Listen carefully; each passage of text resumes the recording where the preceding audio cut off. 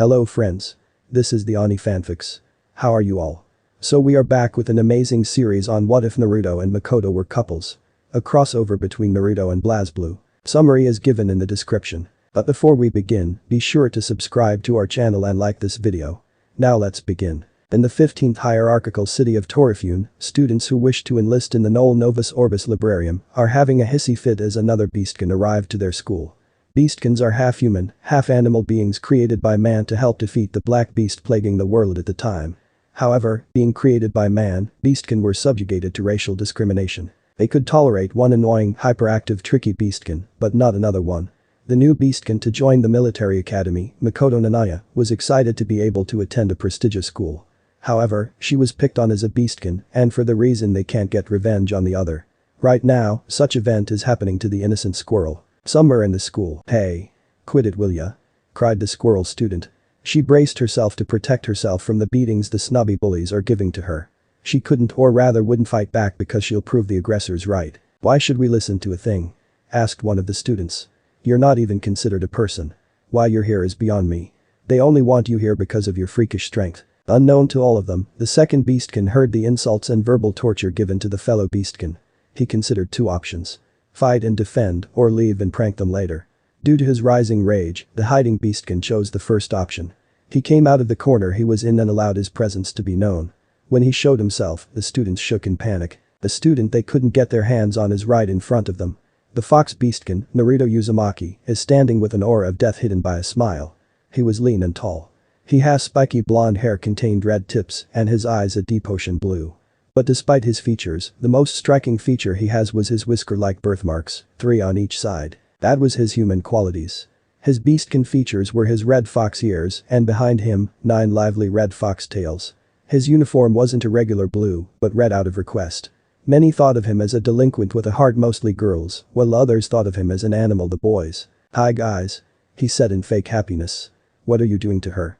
As senpais, you should lead by example, right? Is this how senpais treat their kouheis? He asked with hidden venom in his words. One of the students became unnerved by his words and retaliated with his words. Stay out of this Uzumaki. This is none of your business. So leave your senpais to their business. Naruto lifted both his hands in front of him and close to him, as if to say don't shoot me. But SEMPAII you made it my business by turning the topic of choice into racism. He spat the last word with venom and his ocean blue eyes turned blood red. Now leave. Or would you like the patented Uzumaki treatment? The boys shivered at the thought. Much like his fox-like features, his pranks were tricky and unpredictable. The same individual who wanted Naruto out of the conversation thought he could beat the fox and he started to attack with a punch. I don't take orders from you, animal. He yelled as the pathetic excuse of a punch tried to reach him. Naruto rears back to charge his strike and when he feels it's at full power, he releases the punch while saying impact. An aura of red covers his right arm and when the punch connects, a strong smack could be heard. The student flies from the punch and is forced into the wall at the end of the hall 20 feet away. Ars Magus. You had it equipped? One of the bullies asked in fear. Naruto turned to him and flashed a not so innocent smile. I wouldn't say equipped, but more like I wear it as a fashion statement. I mean this Ars Magus, Crimson Breaker, without the use of see-through looks like regular fingerless gloves. Now senpais, please leave the premises while I take the blame. It would do well for the sons of several rich families to be clear of troubles. Naruto says. The bullies take their fallen friend and leave the premises. Shocked by his words, Makoto stands up and yells at the blonde beastkin. Why are you letting them off the hook? Because despite the idiot throwing the first punch I broke some of the strictly enforced rules. And the rules I broke are some of the ones that can throw me to a month's suspension. Naruto explains. And those are? Makoto tilts her head in curiosity. Naruto sighs and takes out a handbook from one of his pockets. He turns the page to find the most important rules. Do not have an Ars Magus on you unless it's gym class. Do not harm other students. Do not destroy school property. Blah blah blah you know the rest. Other than the Ars Magus rule, the rules are basic rules we follow if we are in a regular school. Naruto say nonchalantly. How are you so calm? And for being a delinquent, you follow the rules and accept punishment if you break it. That's not how a delinquent is. Makoto asks in fury. I've been in the same situation many times. The school knows what I do to my victims. And at the moment they heard another beastkin would attend this school, the student council made an unofficial decree for me to be a part of the disciplinary committee. And the school appreciates my punishments. Many of my punishments come in pranks, but rarely physical. But that said, I'd be off the hook because it's my duty to discipline. So don't worry, Ermen Nanaya-san. Naruto smiles at the currently pouting squirrel. Then after a while, both heard the footsteps of the student council president, Jin Kisaragi. His blonde hair was in a mess after hearing Naruto's punishment to the students. Oh. My punishment is here. Hey Ice King Jin. How's the council working out for ya? Called a grinning Naruto. Jin grabs Naruto's right shoulder and starts gripping tightly. So tight that it's stronger than a T-Rex's bite. Yet despite the force, the blonde beastkin does not flinch. Naruto, you know that breaking a wall costs money, right? Jin asks, knowing what comes after his question. Of course, and it's money out of my pocket. Take all you need from my job. I mean, cooking for the school here has a better salary than cooking in public schools. Naruto says. Makoto was shocked, but Naruto follows right after. Jin looks at Naruto intensely, and Naruto gets creeped out to the max. To counter the awkward intense stare the Ice King was giving, Naruto jokes about Jin's sexuality. In quote, "Whoa there Jin, I know you're forward with things, but I didn't know you were also forward with swinging that way." Which gave Naruto a deserving smack to his cranium and gave both beastkins a good laugh. Naruto, after taking the blame for the months you've been here, the council has decided that you shall no longer take the blame for the actions created by others. The video feed from the camera behind me proves that you defended a fellow student and beastkin from bullying and discrimination. Your disciplinary actions, though destructive and a pain to clean up, are what is needed to force students to comply with the rules. You shall no longer hide yourself as part of disciplinary committee. Naruto's mood lightened. I appreciate the offer, I do. But imagine the school prankster, me, being part of the disciplinary committee. It doesn't fit at all. I'll keep my title as a delinquent, but those responsible pay. Okay. I understand your view. It wouldn't do well for the student council as well to allow a delinquent to be part of the disciplinary committee. But despite your duty, do limit the destruction of the school. I fear the whole city will fall by the time I've graduated. Jin jokes. Naruto notices this, and he proceeds to taunt the fellow blonde. However, the teasing stops when Jin looks at the time. It's about time for you to go, is it not? He asks while pointing to the clock. The blonde beastkin rapidly looks at his watch and pales when he sees the time. Oh god. I'm almost late for the lunch preparation. Sorry Jin, Nanaya-san, but I gotta split. Jin, I take that you'll give me the notes. Naruto pleads. Use your clones to do it. And take Nanaya with you. I don't want her in the battlefield so soon. Jin responds, annoyed by the fact that Naruto asks every time. Roger that, Major Kisaragi. Naruto mocks Jin probable rank, but he would make the biggest guess in his life. Nanaya-san, follow close to me. The fox beastkin runs at a speed a man in green spandex would be jealous at. Why green spandex, he'll never know. If I go full throttle, I might make it with time to spare, Naruto mumbles. Nanaya-san, I'm going a bit faster, can you keep up? All he got was a nod.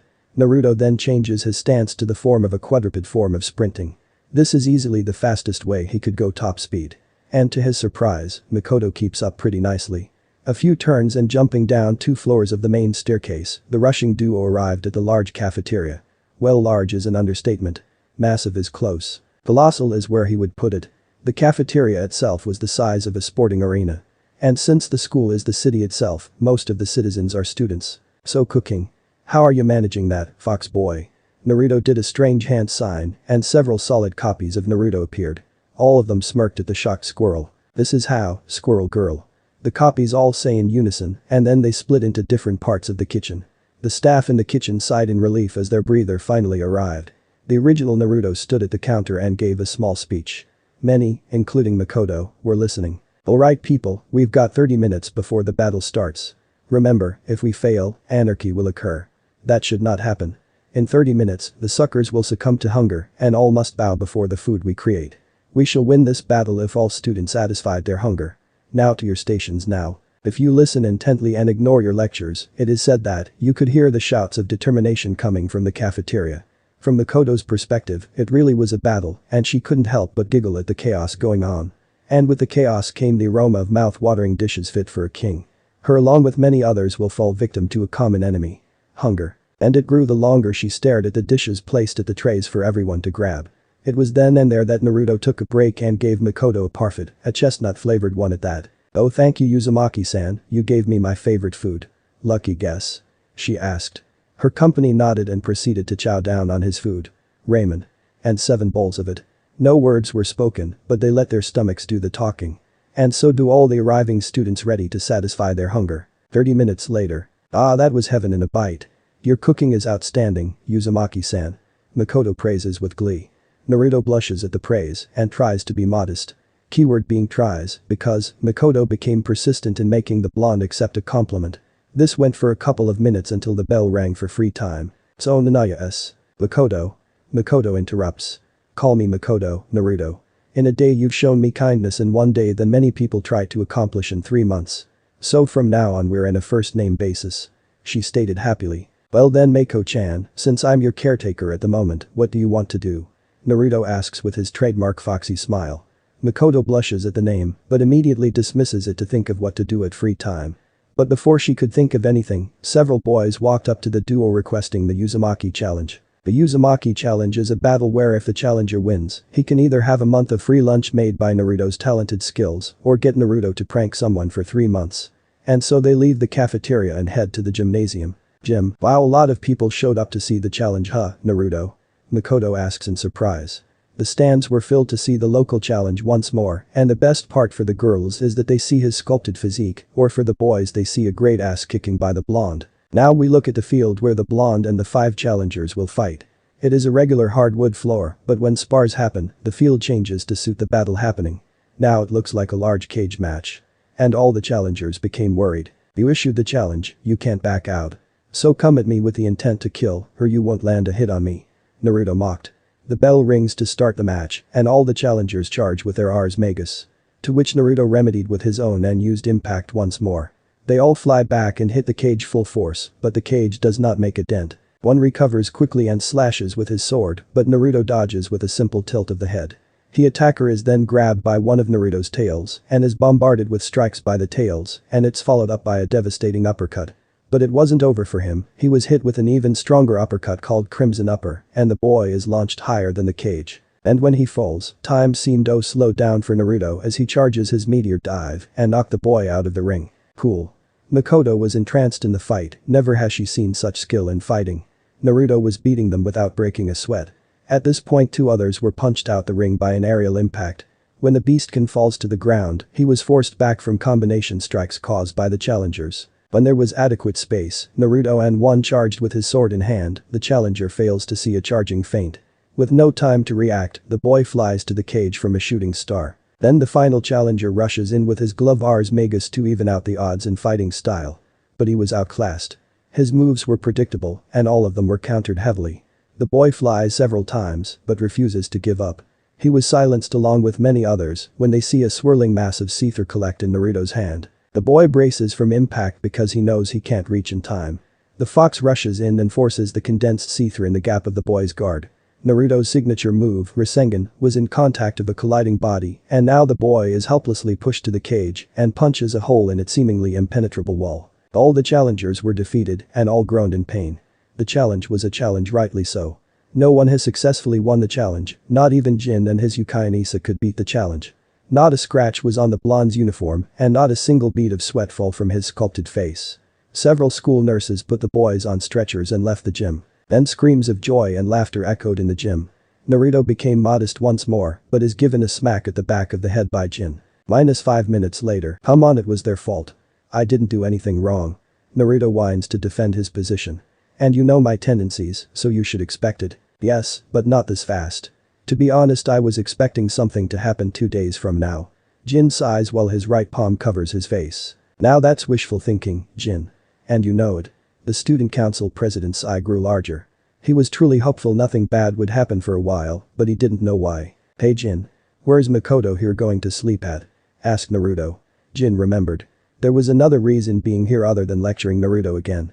For days, Makoto was forced to sleep in a reserved room for important guests. But they had no idea where to put her without anyone possibly hurting her.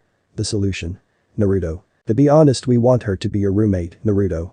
The answer gave both beastkins a shock and Naruto was the more verbal of the two. But isn't the dorm separated by gender? Are you really, Jin? Jin never breaks the rules. I'm doing this because it's for her own safety. I don't want her to be verbally abused by the girls because verbal abuse is a girl's forte. Jin explains. When Naruto hears this, his respect to Jin rose significantly because he's willing to break the rules for a student in need. Are you okay with this, Mako-chan? Naruto asks. He may be a delinquent, but he has the brain to ask the other if she is okay with the placement. Makoto just smiles and nods because she'll be a roommate with a fellow beastkin, and a handsome one at that. The squirrel then feels blood rushing to her cheeks and Naruto calls her out on it. You sick, Mako-chan? If you are, I can send you to the nurse's office. Makoto shook her head before hiding the blush refusing to subside. The awkward romance is destroyed by Jin's interruption by ordering the two to go to their respective classes. Mako-chan, at the end of the day, meet me at the cafeteria. Okay. See ya. Naruto shouts as he runs off in the other direction. After school, it was normal for the rest of the day. No one picked a fight with either beastkins, and Naruto made sure of that because the look on his face registered death for anyone willing to hurt either of them. So Makoto was worry-free for the rest of the day, but Naruto stressed about her like a father sending her to another guy. Naruto's worry would end at the end of the day. The fox arrived first and waited for her companion to arrive, but he never expected for her to make a friend so quickly. And thankfully, he knew the person. With a big smile on his face, he waved at both of them. Hi Mako-chan, Noel-chan. How's your day? Great fish cake. I made a new friend. Makoto says gleefully. Naruto, however, scowled at the comment. It meant maelstrom, not fish cake. But irony hits hard because his name is an ingredient in his favorite food. He turned to the apologizing Noel and couldn't help but not get mad at her. She was innocent. He let her off hook. Then Makoto explains that Noel clumsily let the secret out to the whole class. Okay, that he won't let by idly. Vermilion-san, what did I tell you about telling the meaning off my name? Naruto growled at the cowering blonde. Naruto only used the last name if he's pissed off or if he's trying to be respectful. And sadly for the Red Christmas, she was in the mercy of Naruto's rage. Not to. But I couldn't help it. She wanted to know more about you, but I'm in the same situation as her. The only thing I know about you is your personality and race. I only stumbled on the secret when I read it in a book. So sorry. Noel pleaded while kneeling to beg for forgiveness. Alright, stop it. I don't need a pretty girl bawling her eyes out in forgiveness. Naruto compliments nonchalantly. We must be going, see you tomorrow, Noel. The girl smiles and gives a wave to the leaving duo. Naruto's room. Well, here's home until you graduate. Sorry if it's messy. Naruto scratched the back of his head. It wasn't really that messy, but messy enough to give a small cleaning session. Makoto disregarded the mess because she was messier than him, but she knew how to clean up. It's fine. We can clean it up. And I call dibs on shower first. She says, leaving him and heading to the shower. No peeking. After minutes of waiting on his bed, Makoto emerges from the bathroom in a large white towel, hugging her enticing body. Naruto willed his body to not react to the sudden view of an hergless figure invading his eyes. Got any sleepwear on you? Naruto asked while looking away. Yeah. Jin said my stuff was in your room already. I'm just grabbing something from my bag. For a few moments the sound of rummaging through a bag could be heard, then the flop of a towel. Naruto's imagination ran wild and it conjured several erotic scenes that could make any man get an erection, but he managed to keep it at bay. I'm done. Did you have fun, Foxy? She teased. He didn't respond and he rushed to the bathroom, towel in hand. Note to self. Leave the room when she's in the showers. Naruto mumbled. -10 p.m. Say Naruto. Where'd you learn how to fight? You're really skilled for a person our age. Naruto stared at the ceiling. My parents, and for a month, I was trained by the strongest being in existence. Jubei. He replied. Makoto was awed at the answer. No wonder he was strong. All that fighting without breaking a sweat is admirable. So can you teach me? You seem to know a lot about your fighting style. I want to learn it.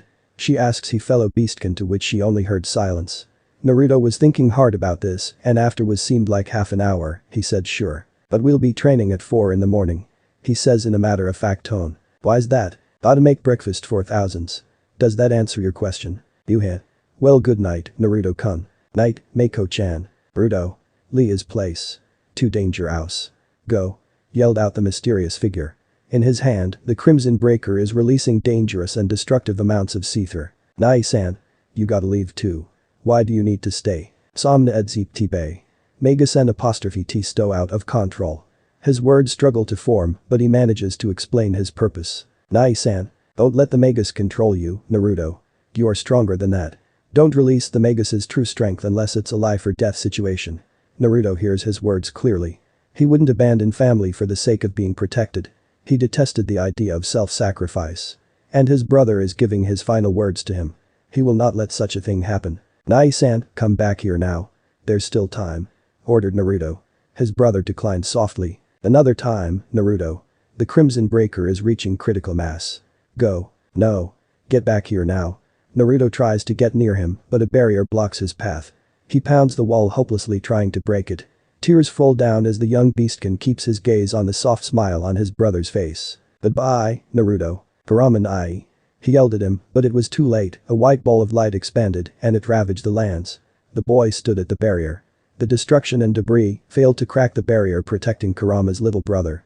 But even with the barrier, Naruto still braces for impact because of the sheer force of the explosion of Seether. When the shaking stops, the destruction does as well. And at the crater, Kurama's body lay dead near the Crimson Breaker, with its power tears refused to stop falling, and Naruto kneels to hug his brother's dead body. Naruto blocked out the world with his mourning. His brother became a sacrifice to seal Omegas's power. It wasn't worth it, not at all. There he was, crying louder than a thunderstorm, unable to cope with death. His final words before passing out was the cry of his brother's name. Karaman ai. Naruto's room. The fox beastkin wakes up like a rocket taking off. He desperately needed air.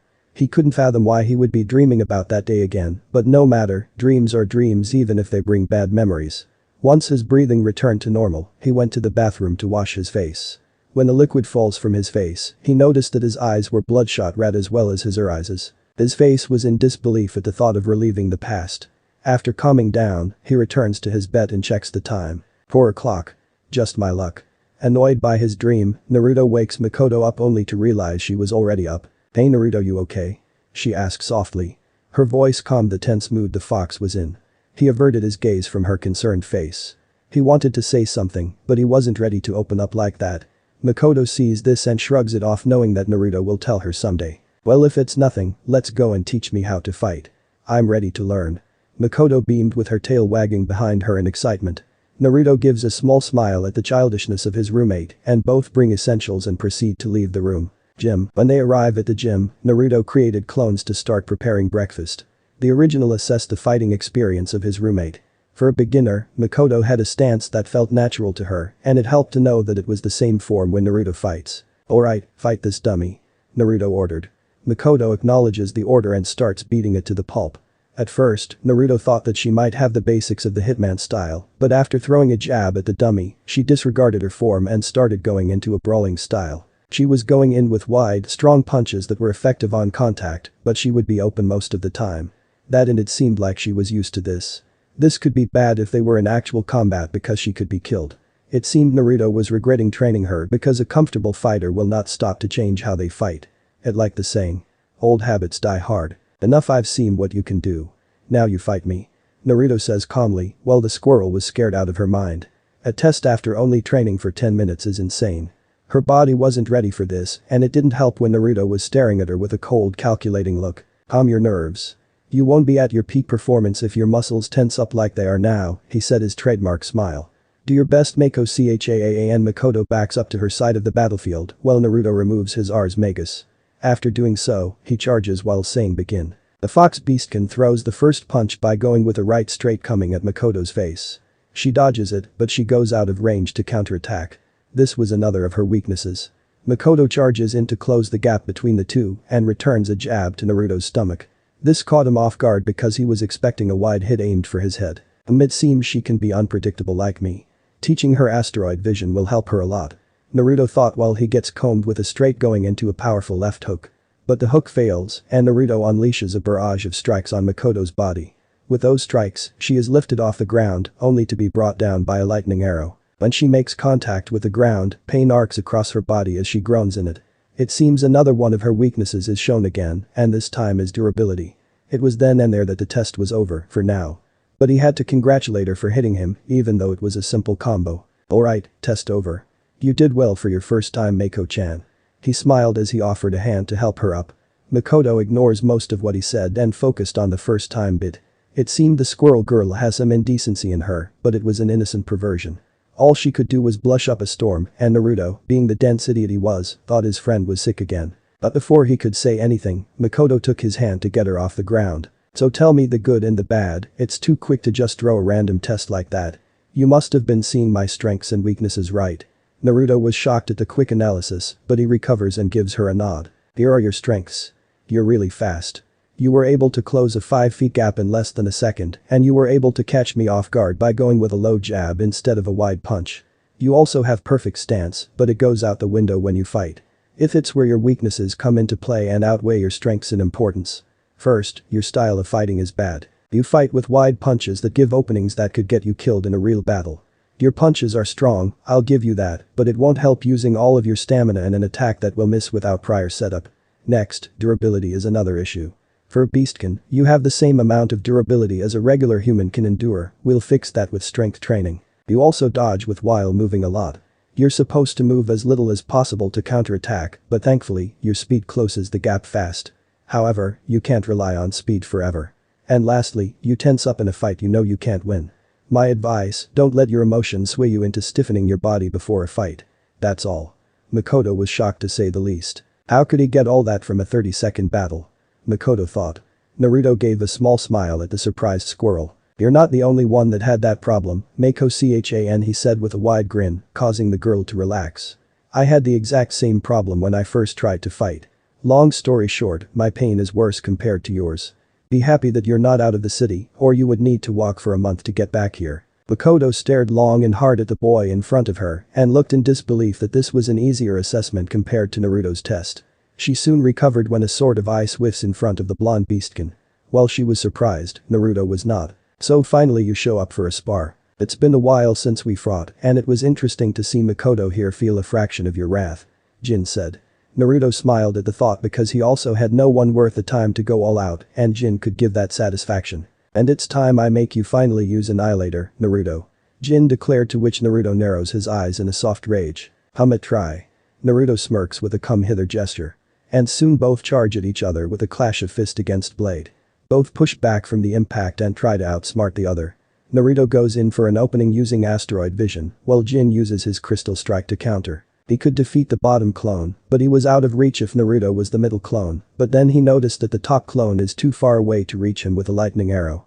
Jin concluded that Naruto was the middle one and cancels out of the strike, only to fail to see it as a feint. Both the middle and top clones disappear in a poof of smoke, while the original goes for a fully charged shooting star. Jin flies back from the impact and recovers quickly to return the favor. The fox goes for a standard impact, but misses when Jin decides to use violent ice on the unsuspecting beastkin. Naruto goes up in the air and tries to recover, but he is hit with blizzard to be kept out of punching range. Jin uses crystal strike once more to keep the combo going, only to be countered with a ball of foxtails, pushing the student council president down to the ground. Jin rolls backwards, but is caught by an uppercut impact. Naruto jumps up to give his opponent an upward double kick, launching the Nox wielder higher into the air. He is sent down by 2 diagonal punches downward, only to be lifted up once more using Crimson Upper and forced down with Meteor Dive. You still have the habit of pushing people up and down a lot, Naruto. Jin coughs due to need of air. And you still think you can beat me in unpredictability, Jin. Naruto counters. Both smirk at each other and resume clashing their blows against the other. Makoto could only stare in awe as she sees the potential she can have and decides there that she'll strive to be as strong as Naruto. This is a whole different level of skill. I hope I'll reach it before I graduate.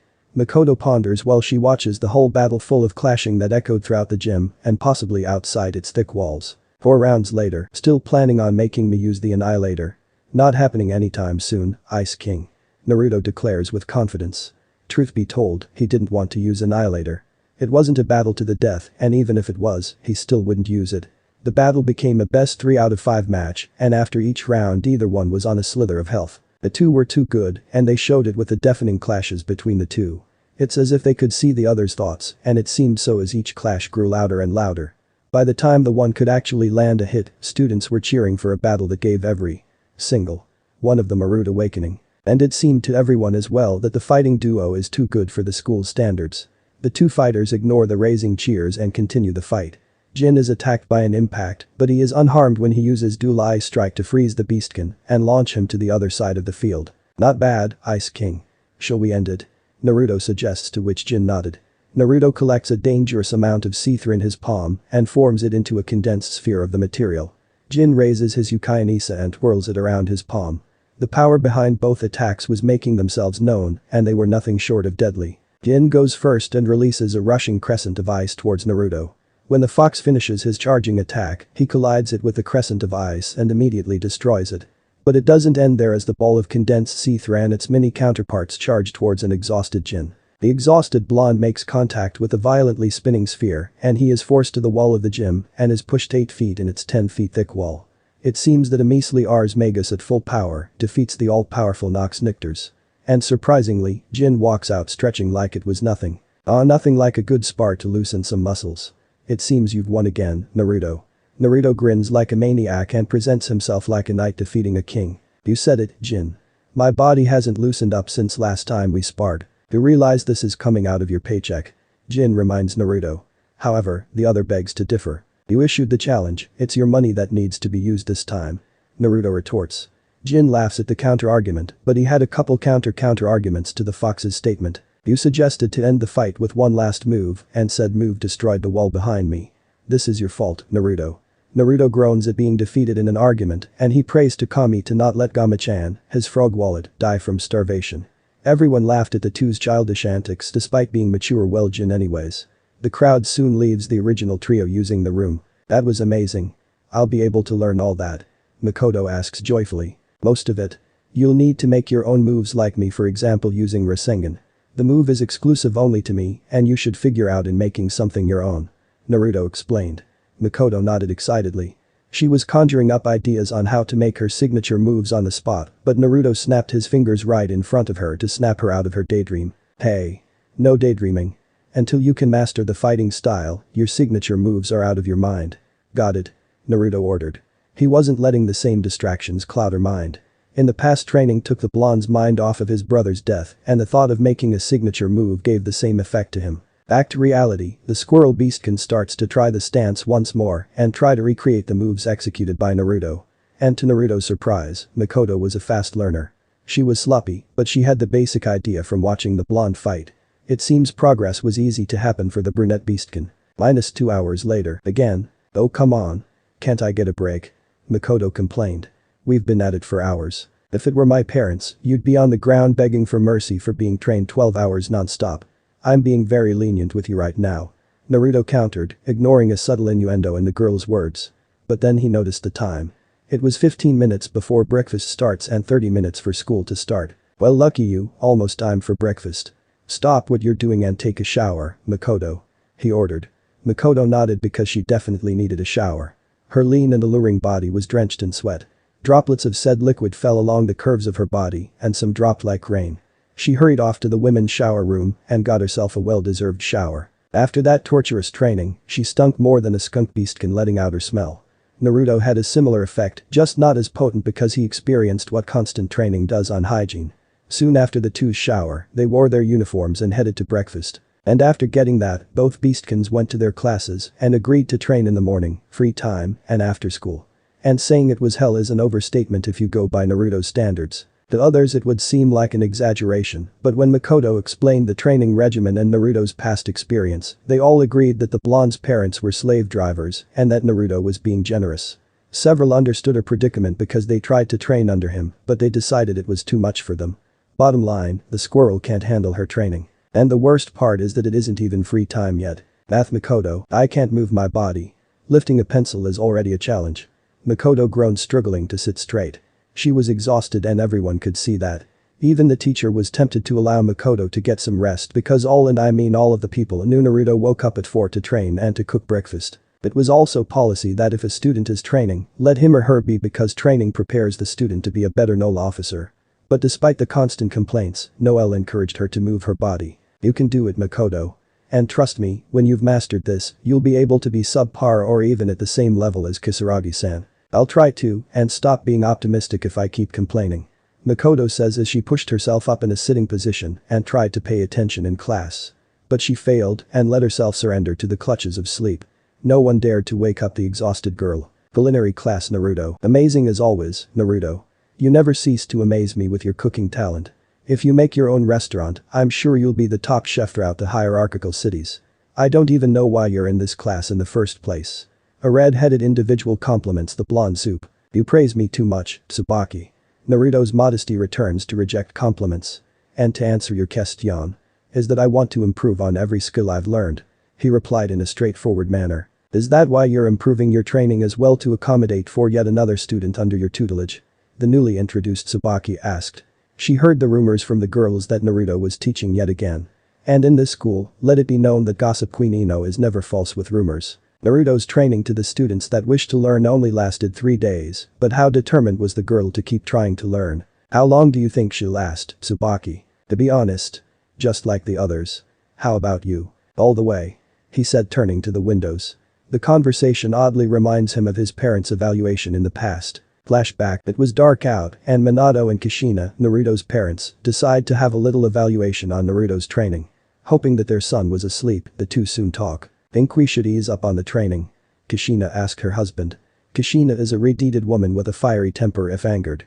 Minato was a blonde-haired man that Naruto looked like a carbon copy of. He is a regular human that genuinely cares for his son. They both agreed to go and become slave drivers for the purpose of discouraging Naruto from learning how to fight. But despite their ridiculous efforts, they could not discourage their son. It soon became obvious to the two that he won't stop and they decided to train him seriously. Now they believe it's time to ease up on him. No, I want to ease up the training, but he can handle it. I know he can. How far do you think he'll be able to go? Kushina asked seriously. The couple was so serious about the topic, neither noticed the person of said topic is hiding in the corner of the living room. And Naruto could hear every word of it. He'll go all the way, Kushina. That I'm sure. Minato says with pride. He has the Uzumaki blood dominating more than the Namikaze. I won't be surprised if he forgets that he's a Namikaze. Kushina smiles at the response. Both knew he was in Uzumaki at heart. Do you think you can, son? Kushina looked at the corner where Naruto was and Naruto shared his shock when he confronted his parents. Well, do you think you can go all the way? With a smile, Naruto points at himself with his thumb. I don't think I know.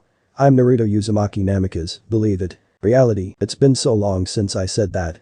The blonde thought with a smile. What makes you think that, Naruto? The red-head questioned. She was like me when I was learning how to fight. She's going all the way and nothing you say will change my mind. Naruto declared to the doubting red-head. Jim, 50 laps done, now punch the dummy using the breedbitter combo I showed you. Naruto ordered.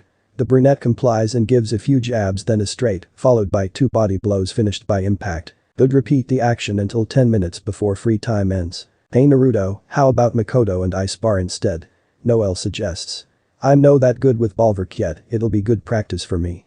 Naruto nods at the suggestion and gives a motion as if to say go on then. Noel charges using chain revolver to unleash a barrage of strikes using her Nox Nictors.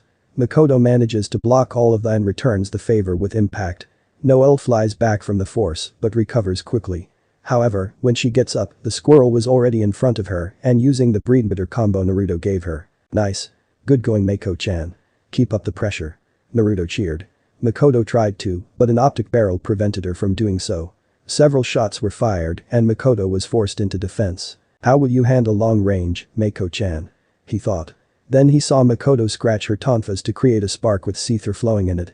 All were shocked at the sudden attack. I've got projectiles too. She yelled at Noel while she punched the ball of electricity towards the gun-wielding blonde. Naruto smiled. It seemed to him that the girl could think on her feet. It reminded him of what he did when it happened to him as well. Makoto charges and goes for a low uppercut, but Noel blocks the strike.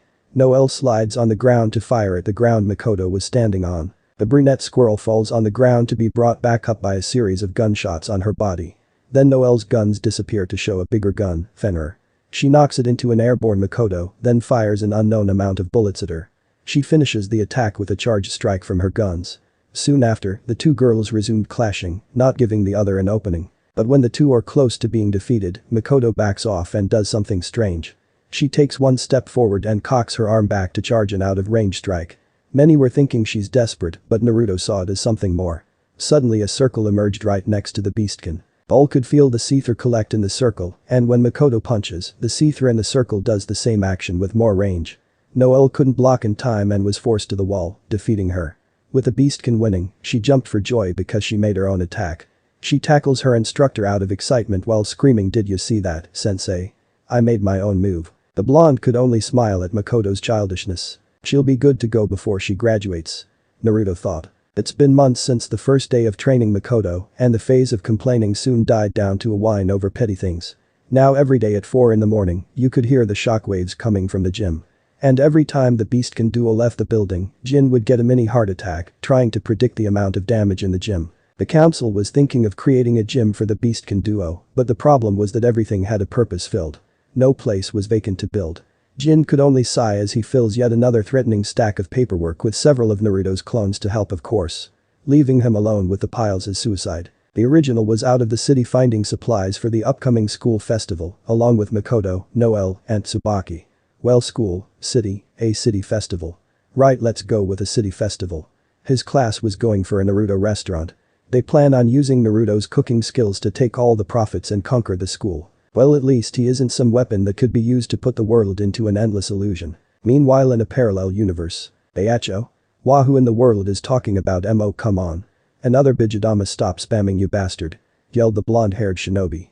His opponent chuckles as the ball of mass destruction comes his way. You won't die from this, I know that much. Said the masked man. Damn it. If I hadn't sneezed, I wouldn't be in this situation. Damn you, whoever was talking about me. Naruto yells in the air as a condensed wall of Kurama's chakra emerges to protect Naruto. No time to play around, kid. You won't be in chakra mode for a while after this, but I know you can handle my siblings. Kurama says optimistically. Damn straight, I'm Naruto Uzumaki, the best damn ninja the world's ever seen. Believe it. Ugh, I thought you were cured of that verbal tic. Grumbled an angry Kurama. Back with Naruto. Anyways, back to the Naruto restaurant. Sure, he'll do the cooking along with several gifted others, but most will be serving or preparing the plates for the meals or clean the tables, while a number of people would count the ever-growing stack of money.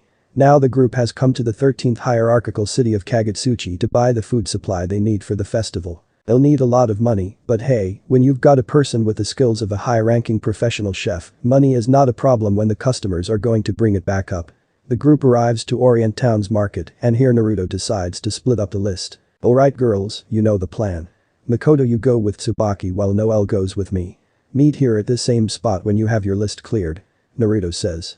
This is a large market, so don't lose track of where to go, okay? See ya.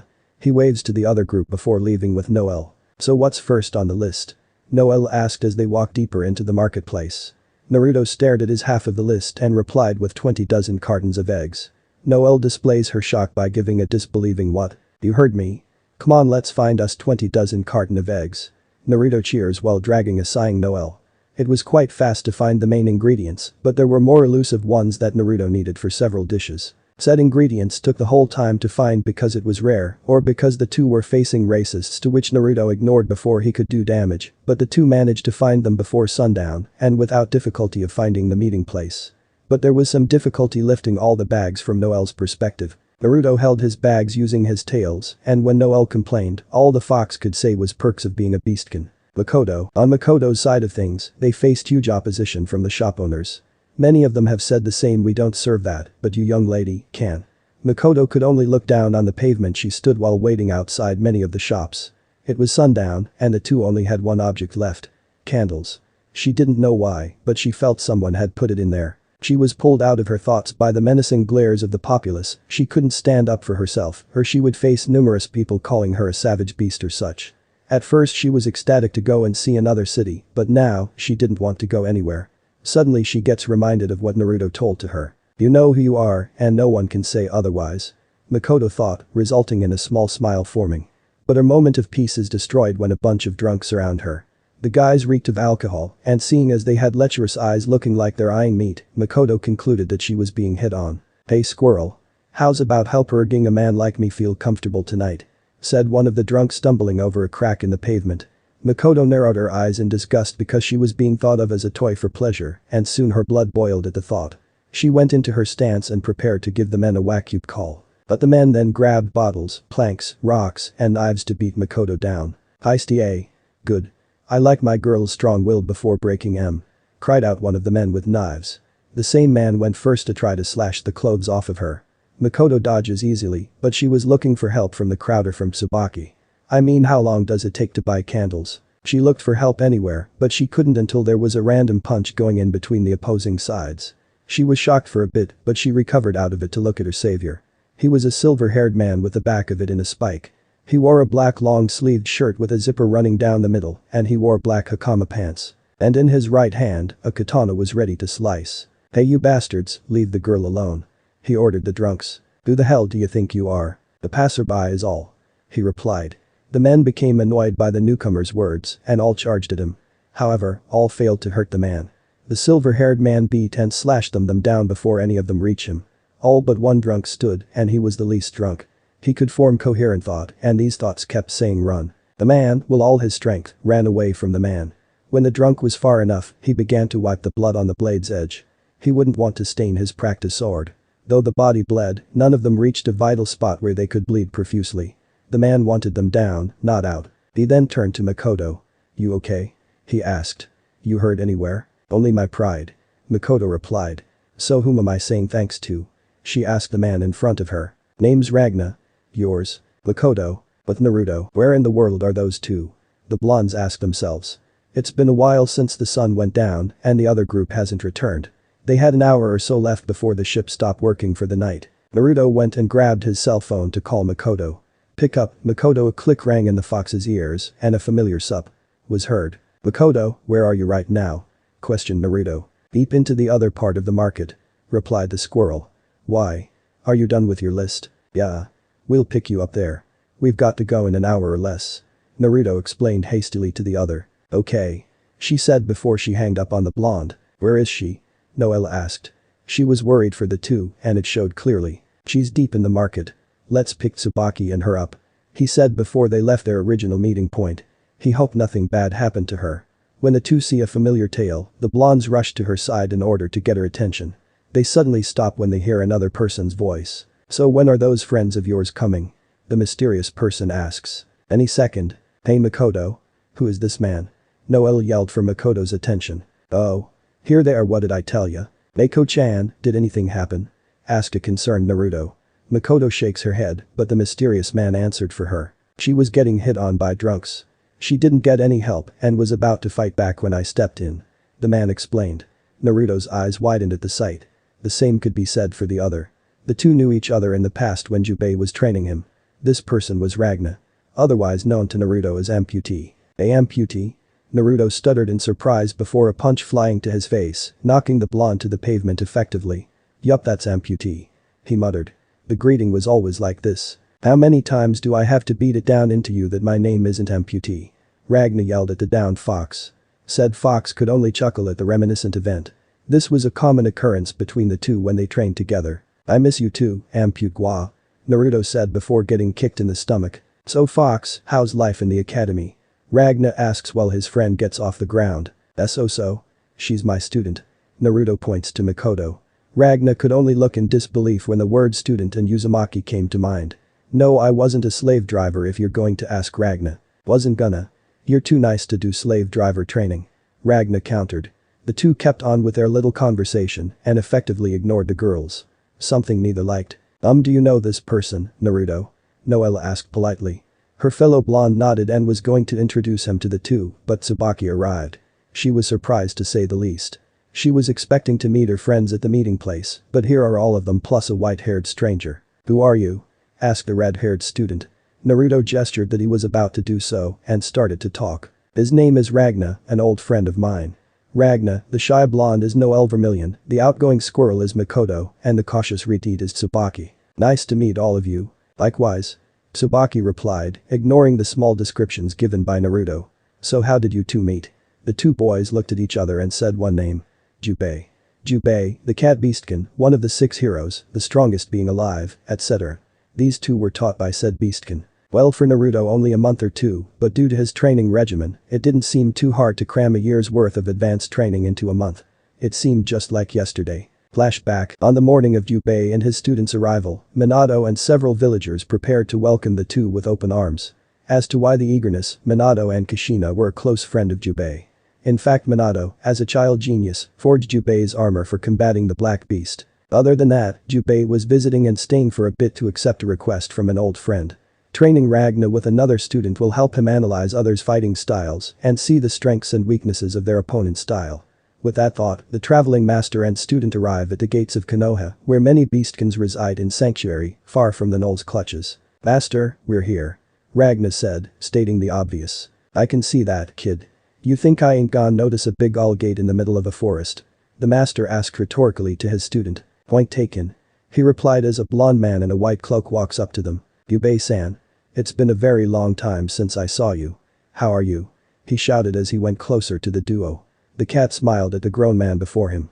It seemed like yesterday when the same individual gave him the armor he'd used to fight the Black Beast. Luckily, he also got his sword the same day he got his armor. It was easy to smelt, considering that the Black Beast was killing millions before its year-long slumber. 10 were created, but there was something in one of 9's blueprints, Project Nox Nictors. Astral Armageddon or something like that. Jubei couldn't get a good look at what it truly looked like, but he knew that the weapon would cause destruction like its namesake. Thankfully the 11th wasn't created. In a long time, Flash. But how about we continue this conversation in your home? Jubei suggests. A fine suggestion. Follow me. In Minato's home. Fine place you got here, Minato. Where are your kids at? Jubei asked. Nami is in school, and Naruto is out training with my wife. He's out back if you want to look for him. I'll look for him. You brought me here to train anyway. I'll see my sparring partner, and you go do your old man talks. Ragna said before going to the backyard. When he did go to the backyard, all he saw was a blur of yellow, red, orange, and green. Two bodies seemed to sharpen from the blurs. One was smaller, wore an orange shirt, and had blonde hair. His red tail swung in excitement. The other was larger, had blood-red hair, and wore a green dress. Her tails wagged in excitement as well. The son and mom were sparring, and it seemed that they were in equal terms of strength. The 10-year-old boy charged and aimed for a jab at his mother's stomach, but the mother parried it and punched past him. The blow had a late reaction, and soon the boy went flying to the other side of the yard. Almost there. Fly. He yelled as he released a fully charged impact at his mother. She clashed with the attack with her own impact. The result was a shockwave that knocked the only audience back into the living room. As Ragna slides to a stop, Jubei looks surprised by his student's re-entrance. What the hell was that? That was raw power right there plus Omegas. Ragna yelled in great disbelief. Minato chuckles at the visitor's experience. It was quite the spectacle to see the various reactions of visitors looking at Naruto's training. Then an orchestra of shockwaves reverberated throughout the home. Race in the yell was interrupted, and a blur of yellow was launched into the living room heading for Ragna. The two colliding bodies knocked headfirst and were forced through the front door. Ragna stopped rolling first, but the blonde kept rolling down the hill towards the central part of the village. The angry mother of the blonde went to the door and yelled at her son. How dare you use Rasengan on your mother? I was going to give you raiment because we have guests, but it seems you don't get that tonight. A cry could be heard down the hill. Ooh. Ragna chuckles at the exchange between mother and son and thinks to himself that he might like it here. Days later, only to be corrected when Ragna was forced into the training regimen the blonde had to go through. They were doing laps around the village with an eccentric beastkin. While the beastkin were used to the exercise, Ragna was not. When Ragna could finish a lap, the two could finish 3. At one point, the trio rests for a bit when the eccentric beastkin by the name of Lee meets his master. They proceeded to give each other challenges and finished it with a shout of flames of youth. When Naruto knew what was going to happen, he ordered his new sparring partner to run. No questions asked. Just run. Before he could see the harm, Ragna stared at a slow-mo scene with master and student in the sunset. An impressive illusion that disturbed and scarred the Ampimene teenager. Before the scarring could become permanent, Naruto dragged him away from the vicinity of the blast radius, ignoring the blood-curdling cries of the unfortunate. What the hell was that? It was like an illusion, but it felt so real. Ragna said out loud. I can't put it into words myself, ampute Gurk. Naruto replied before getting hit square in the face.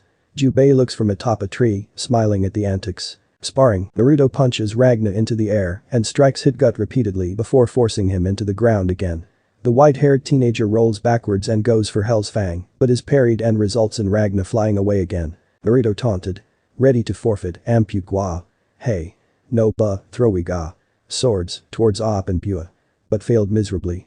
Rage was visible in his eyes. No way is he letting the blonde call him that. Ever. Again. Then came the ultimate and the most embarrassing beatdown any single person could inflict on an individual multiplied by 10. Even Kushina's beatings couldn't make a dent in the degree of pain Ragna was dishing out. Reality, good times Bua. Naruto was interrupted because he flew to the lower levels of the city. Before he could disappear from view, he told the girls to go on ahead without him. And for some reason, his bags of ingredients were where he stood, where any of the girls could carry it back to school. But enough of that for now. They were worried about how Naruto can get back to school. Take his advice. He can handle himself. I best be leaving to find him. Bye girls. Ragna could say before he jogged to find where the blonde landed. There, the 3 girls looked in awe at the unique event only Naruto could bring into their lives. They gave off a small laugh and headed back to the port to return to school. Somewhere in the lower levels, the now conscious Naruto is met with a hooded figure. It eyed him curiously, determining if he was food or enemy. He was hoping enemy because last time he heard, foxes tasted decently good. Raymond guy. It called to him. Raymond guy. You okay? Asked the hooded figure. This figure only wore a beige jacket with a red cat paw zipper. It had holes where a pair of braided blonde hair emerged, the hood had orange ears, and the sleeves of the jacket looked exactly like his master's sleeve.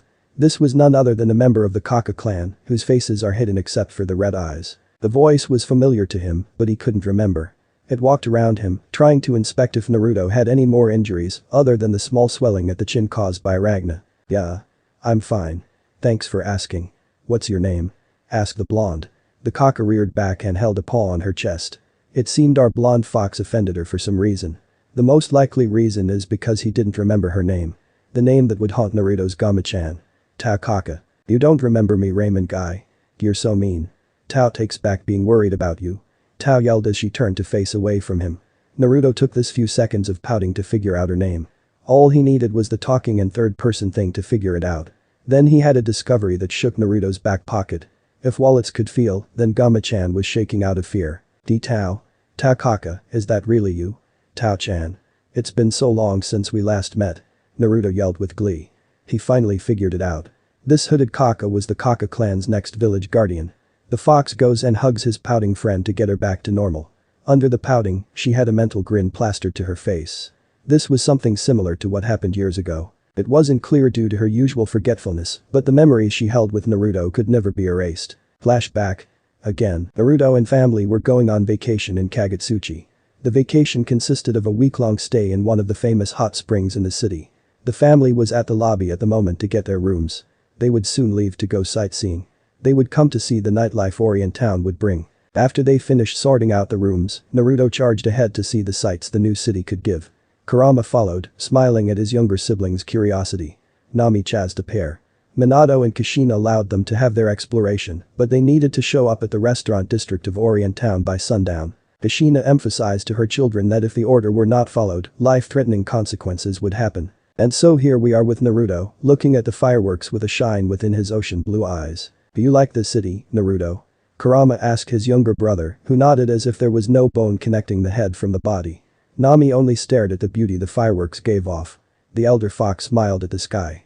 It was a wonderful clear night for a fireworks display. It was a factor to make the three foxes have a rapid swishing of tails. But there was a slight problem. There was a clear fireworks display, meaning it was nighttime.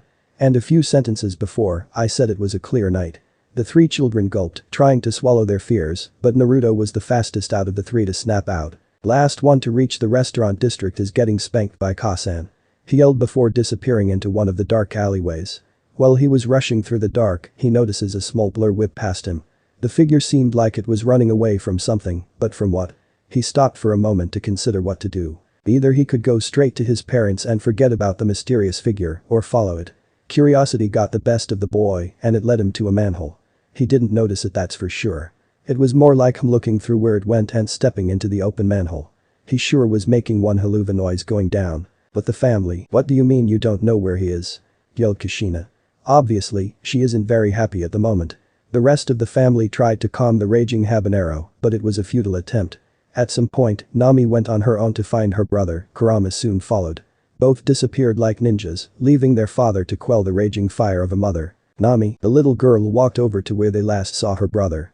There were several alleys connecting to the one she's currently on. So she crossed out every single one she cleared out.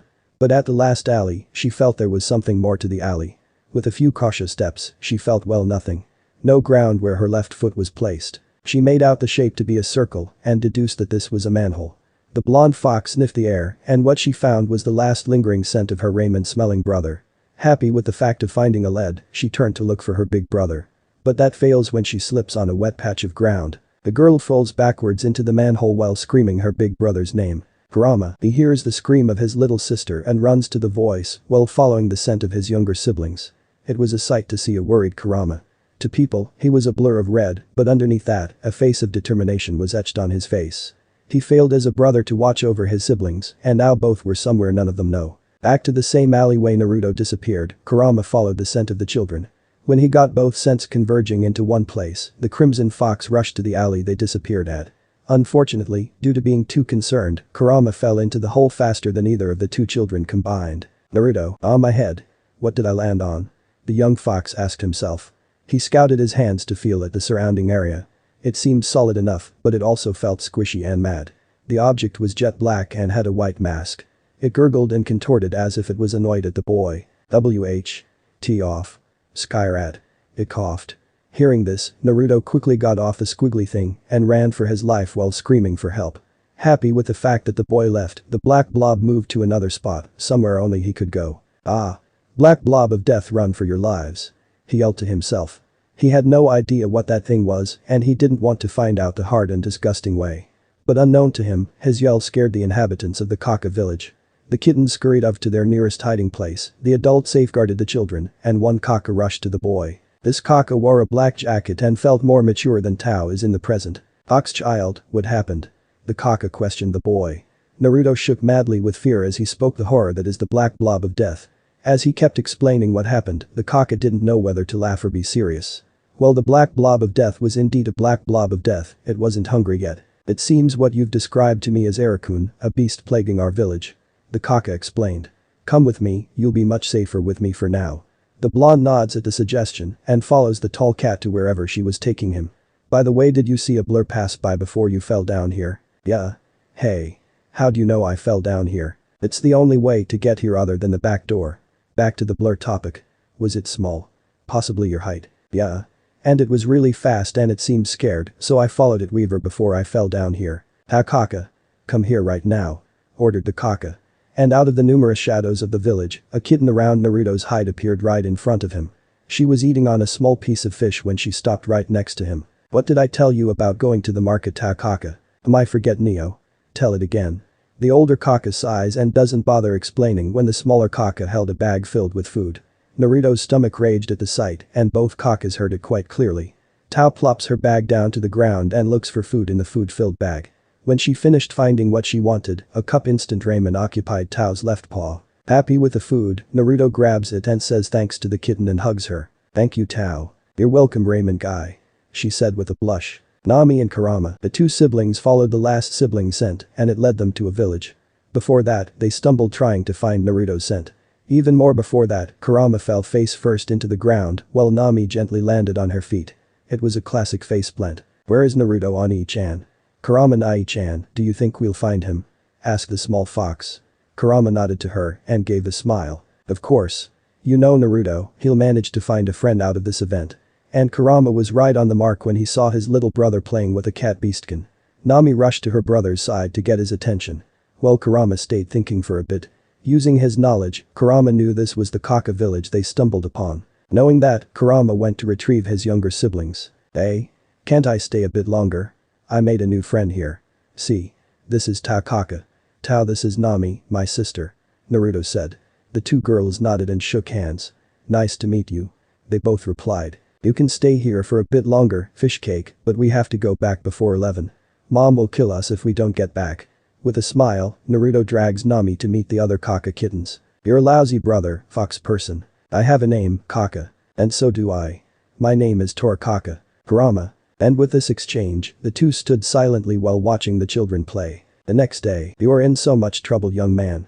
Because you left, you're not getting any ramen for the rest of vacation. Kushina shouted at her son. Said son was horrified. His face was a mixture of the scream and an image of breaking glass falling to the with the explanation, Kushina's overprotectiveness would not falter. But she did allow him to meet the Kakas again. She wasn't that mad that she would forbid her son from seeing a newly made friend. Plus it was a Kaka, beastkin made from the DNA of Jubei. She would like to check up on them on behalf of Jubei. Heck, that was one of the underlying motives of this vacation. Naruto just beat them to the punch. Back to reality. So Tao-chan. How's life? Good. Squiggly is still trying to kill us, but good for Neo. Irk. You mean the black blob of death is still alive? Asked a nervous Naruto. Tao nods vivaciously with a grin in her face. She knew the blonde is scared of Arakun, but she didn't say anything out loud. She knows how hard it is to calm down a Naruto in a nervous breakdown. Forget about him, I'm up to eat. Let's go. She yelled as she drags the blonde through the village and to the upper levels of Kagutsuchi. Ragna, where the hell is he? I didn't hit him too hard, did I? Muttered the white-haired man. I'm sure of it. I didn't show that kind of strength and training, so why would it show up now? As he kept on thinking, a dark void of a portal appears in front of Ragna. The man knew who would come to bother him. And out the portal, a gothic blonde with twin tails appeared with her familiars. Oh my, the barbarian is thinking. What a sight to behold. Tell me, Ragna, why does your mind ponder on your newfound strength? Could it be perhaps you've held back during training? Or something else? Hey, quit with the roundabout insults, I'm really thinking of why this is happening. Well, when you figure it out, do tell me as soon as possible, Amputee Rachel said with a very noticeable grin on her face. Before Ragna could react to the insult, the blonde vampire disappeared into the void. "Damn you, Naruto. Damn you," he said with a palm on his face. This would be one of the many attempts made by Rachel to rile up Ragna. And without a doubt, attempt number 1 is a success. Naruto and Tao. Now we look at a tower of dishes. I'm serious. The tower was taller than Naruto when he's standing. Tao was happily gorging herself with food. Naruto was doing the same, but with more delicacy. He had no money for this amount of food, but with his clones, he could take the dishwashing punishment. It took several more minutes before both customers were full, and when they did, the waitress gave the two the bill. And all I can say is that never in my life have I seen so many zeros just for eating food. Yup. Thank goodness for clones, thought the blonde. After the dishwashing was done, the owner was surprised of how fast it was done. Really. The amount of dishes was supposed to make Naruto take all night, yet there he was not even 10 minutes in. So where are we going to next, Tao-chan? I dunno. I just wanna spend time with you since it's been so long since we last met. The blonde smiled at the Kaka, knowing he made a wonderful friend that day. It was further proven when the Kaka hugged the fox in a tight embrace, refusing to let go of him. I really missed you, Naruto. She told the boy with a blush hidden under her mask. I missed you too, Tao-chan. Told the boy with his denseness intact. School. Is the cake supposed to have an aura? More precisely, a dark aura? Asked Makoto. What she didn't know was that nobody is to let Noel in the kitchen. Ever. The student council, on behalf of a previously food-poisoned Naruto, declared the rule. Noel looked sad at her creation. She asked Naruto for help, but she barely improved. Meaning, the severity of the poisoning lessened to an extent. Tsubaki consoles the girl. It's alright, Noel. We can just let the others make it, okay? But it wasn't enough. But I wanted it to be special. What's the use of a cake if it isn't specially handmade? She has a point, Tsubaki. Buying a cake is stupid. The idea is convenient, but stupid. Letting others make the cake will allow others to know what we're up to. We can't risk that. Makoto says her opinion. It seemed like a lost cause. Noel was a disaster at cooking or baking, Makoto doesn't know how to cook or bake, and Tsubaki is a novice in both cooking and baking. How about we help? Suggested by an unknown person. Who are you? And how did you get in this school? Asked Makoto. I'm someone close to Naruto, Makoto. She replied. Identify yourself. Ordered Makoto. Oh? Practicing your line for when you become an officer? Taunted the girl. I guess students here do practice without being told. Shut up. Calm down, Makoto. Said by a newly arrived Jin. She's a guest along with 2 others. They're here to help with preparations for the festival. But she isn't a student. Pointed out by Makoto. Thanks for the obvious. Which Makoto ignored. Is that any reason to turn down extra help? This is a city-sized school we're talking about here. We'll need all the help we can get. Jin reasoned. Fine, but we're making the cake by ourselves. She said before she storms off. Tsubaki and Noel follow to calm the irritated squirrel. Is she this hot-headed usually? Asked the girl. Jin shakes his head. He too wondered why Makoto was acting like this. Not really. She's usually happy-go-lucky. He sure knows how to pick his girls. She said to herself when 2 individuals arrived behind them.